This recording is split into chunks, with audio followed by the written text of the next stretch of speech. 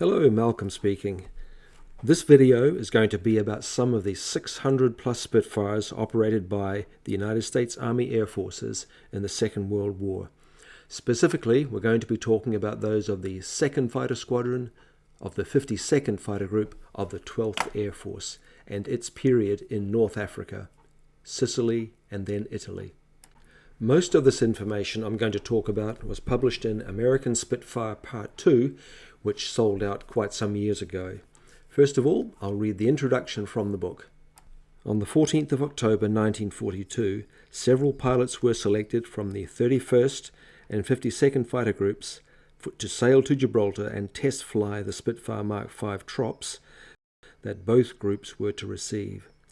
The British airbase squeezed onto Gibraltar was to be the jumping-off point for a mass flight of US aircraft sent directly into combat in Algeria. The territory's airfield was so crowded that even a cemetery was used as an aircraft parking area. 75 52nd Fighter Group pilots departed from Glasgow, Scotland on the 1st of November on board HMS Leinster, and along with pilots of the 31st Fighter Group and RAF arrived in Gibraltar on the 6th. The 52nd Fighter Group received Spitfire Mark V Trops, and the men were briefed the next evening on their mission. When they had completed their missions or were low on fuel, they were instructed to land at La Senia or other airfields south of Oran. The Operation Torch Spitfires received in Gibraltar were in British national markings and the RAF desert scheme of dark earth and mid-stone upper surfaces with azure blue lower surfaces. The group's ground staff altered the RAF roundels to USAAF cocards, applied individual aircraft code letters, and painted over the RAF fin flashes. The 52nd Fighter Group Spitfires did not all receive squadron code letters in time for the torch landings. For example, ES-264V still did not have squadron codes as late as August 1943, as in the photograph above. Here's a Mark V early in the North African campaign. Note the areas of new paint between the cockade and the Z compared with the areas of old paint beneath the cockpit. Next we see some residual hints of where the previous RAF roundel has been overpainted. On the left of the screen now are two European theatre Spitfire Mark Vs. The one at the top, coded AVR, is a standard British roundel, 32 inches plus the yellow surround. Underneath is MDT, a US-operated Spitfire, also with a 32-inch blue area of its star plus yellow surround. Notice how the roundels touch the fairing of the wing in the wing root.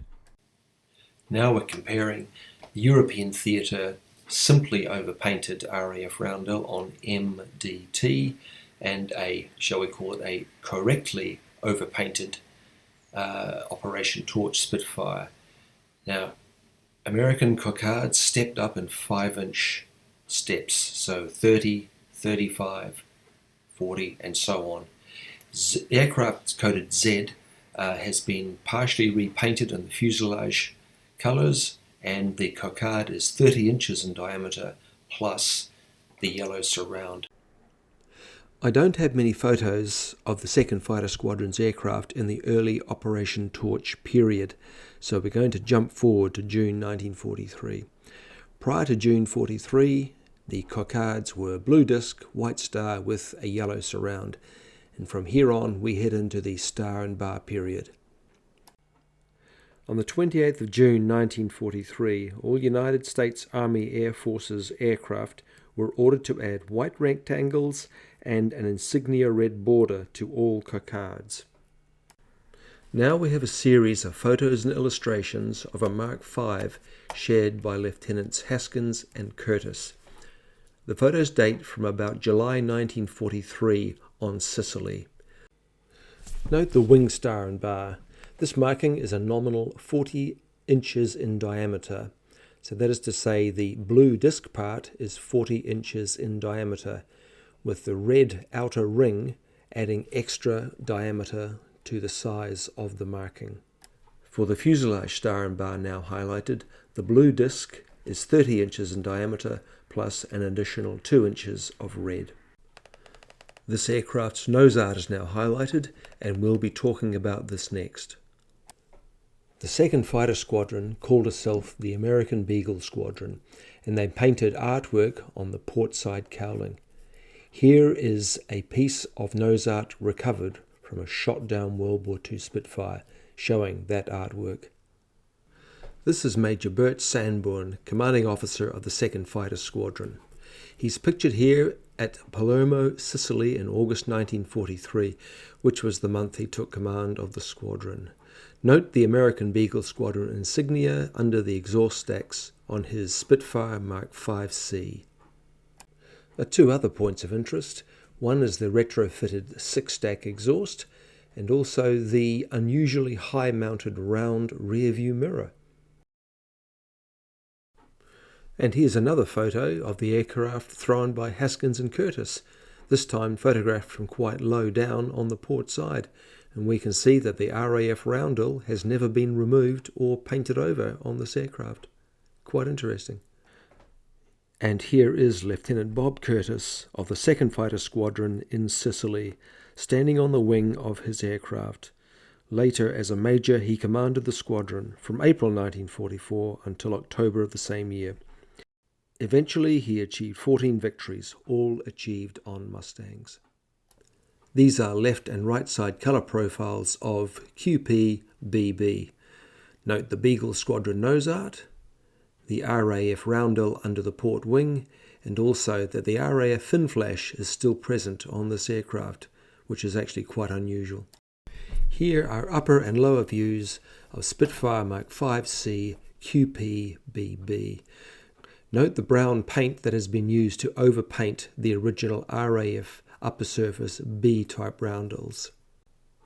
Here is Lieutenant John Fawcett standing in front of the nose of an American Beagle Squadron Spitfire Mark 5C Trop. Note how bulky the air intake is behind Fawcett. Fawcett served with both the 31st and the 52nd fighter groups. Very few officers below the level of Group CO assumed the privilege of replacing the standard squadron codes with their initials. However, Major George V. Williams, who commanded the 2nd Fighter Squadron until August 1943, did just that. Note this machine appears to be wearing a non-standard brown scheme, which a number of 52nd Fighter Group Spitfires are believed to have carried, or the RAF's day fighter high-altitude scheme. Note in the background is an apparently even lighter coloured Spitfire with undersurfaces dark relative to the upper surfaces. This indicates that aircraft in the background is probably wearing a day fighter high-altitude scheme. This and the following photograph show 2nd Fighter Squadron operated Spitfire Mark 9s with unusually large carburetor air intakes.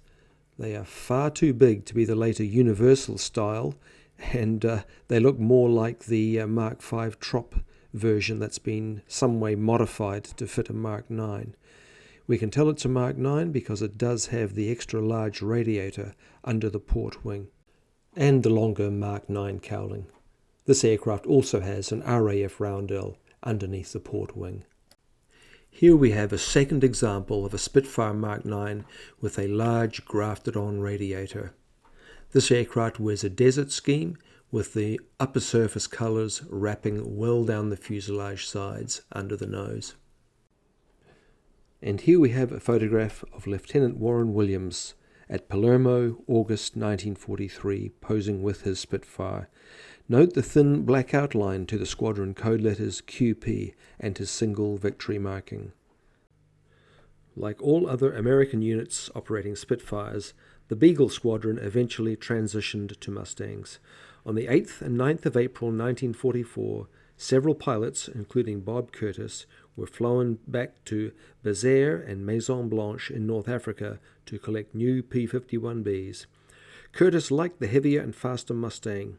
The 52nd Fighter Group, including the Beagle Squadron, officially transitioned to the Mustang on the 17th of April 1944 while they were based on Corsica. Now, I'm putting up links to 2 other videos that you may like. Also, please do subscribe to the channel, as it certainly helps me build it. Thank you. Bye for now.